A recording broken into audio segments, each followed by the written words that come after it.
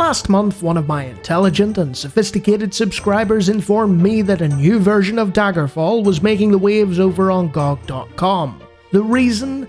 This one was called the GOG Cut, and was a combination package of Daggerfall, the Daggerfall Unity project I've spoken glowingly about in the past, and a hand-picked selection of settings and mods curated by well-known retro YouTuber Gamer Zach.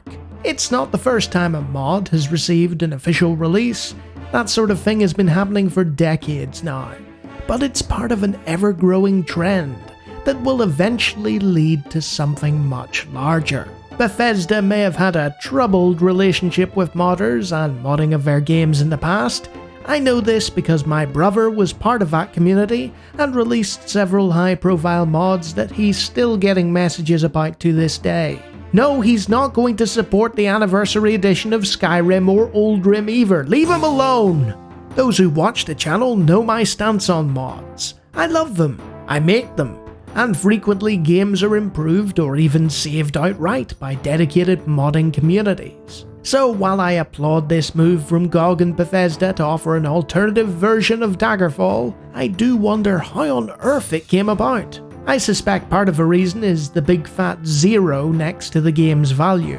It's been completely free for some time, and when there's no money involved to complicate things, lawyers and intellectual property merchants don't get their knickers in a twist as easily. Games companies know the power of the modding community, and are painfully aware that when the right people come together, they can make a better product than both the original title and any modern equivalents. How do I know that? Well, I'm still a member of the TIE Fighter Total Conversion team, who got constantly compared to EA's Squadrons game. Now, obviously you can't compare a multi-platform release from a AAA company to a free upgrade of a 20-plus-year-old game from a small team of volunteers, but I'm proud of the fact that an estimated 30,000 people downloaded and played our game, made in collaboration with the X-Wing Alliance upgrade team, who were fantastic throughout.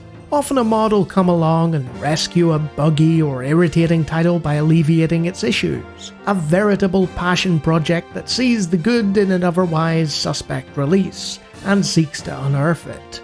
Or thinks that a certain game is just one or two steps away from being perfect, and seeks to fix that.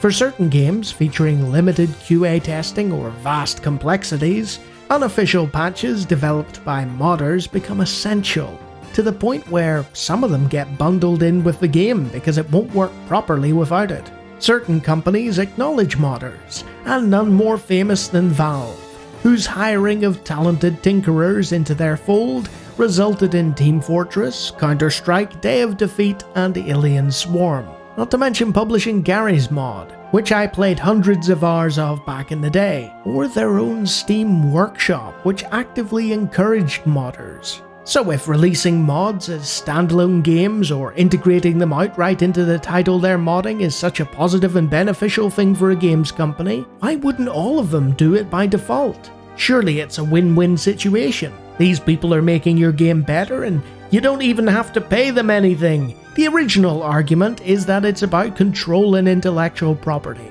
If someone can make a new Sonic or Mario game, and it turns out to be better than anything Sega or Nintendo can do, why would anyone buy the latest product? That's the reasoning from the corporate board side of things anyway. Most large companies and corporations hate the idea of their defining mascots or products being used in a fashion that is out of their jurisdiction, partly because it eats into their profit margins, and partly because of the legality of it all. Hey guys, I made this popular game in Unreal Engine and hold on, there's a large man in a suit at my door and it looks like he has a gun.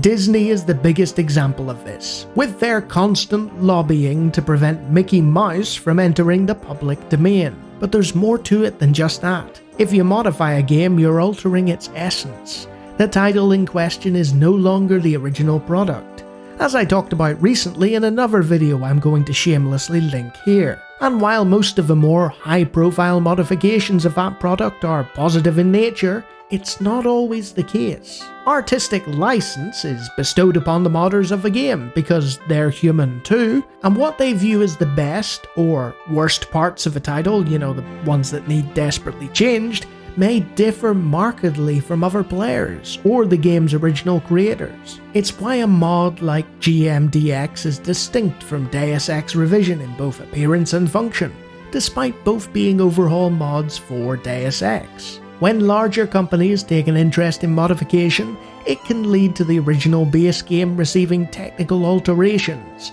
or a complete ground-up remastering.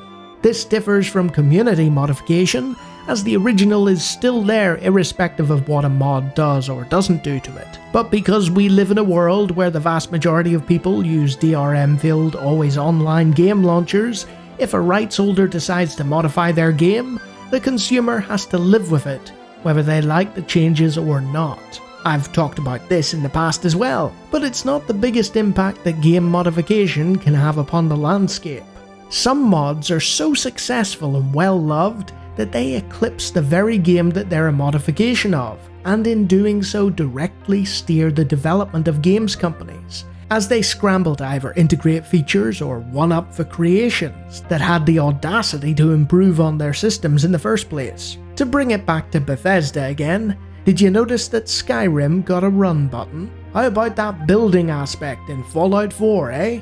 Both originated as mods for previous games in the series, with modification reaching mainstream recognition to the point that it's featured on storefronts and game launchers and integrated directly into menus. The continuing influence of the scene on the gaming landscape cannot be understated. We live in a world where if you have a neat idea to improve a large game, you'll find that same idea cropping up in entirely unrelated titles decades after the fact, with modern streamlined equivalents containing such an enormous variety of features that started their life as mods. With engines more flexible than ever before and content from modding teams continuing to surpass the writing skill of the original authors, more and more standalone titles are appearing that began their life as a modification. And this is a big problem for the games industry, which can suffer from imposter syndrome when its own efforts are eclipsed by mods created by the giant communal blob, or just a single individual with unsurpassed abilities and passion. Where's this all heading? Well, if you ask me, the acceptance of modding is going to lead companies in two polarizing directions. You have the VR equivalent of something like Neverwinter Nights, where entire worlds and stories are created and endorsed or canonized by the developers. Or they might be even more hands-off than that and just let the community decide entirely. It'll be this vast sandbox of opportunity and vision, where people can create whatever they please and share it with the world at large, and the world they inhabit will take on those features of their creation, and it will stretch forth like an endless morass of highly rated content by the community and for the community to enjoy.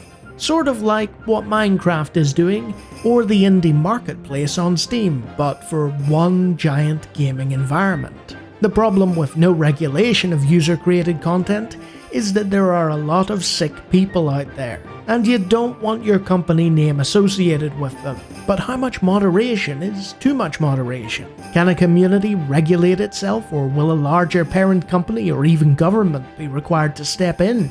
Then we have the other direction entirely. No creators whatsoever, no modification whatsoever.